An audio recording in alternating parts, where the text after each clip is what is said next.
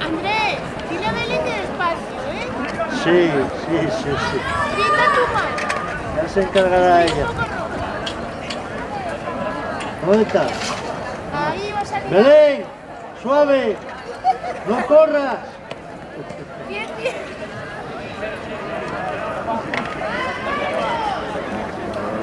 Despacín. No me No estés sola.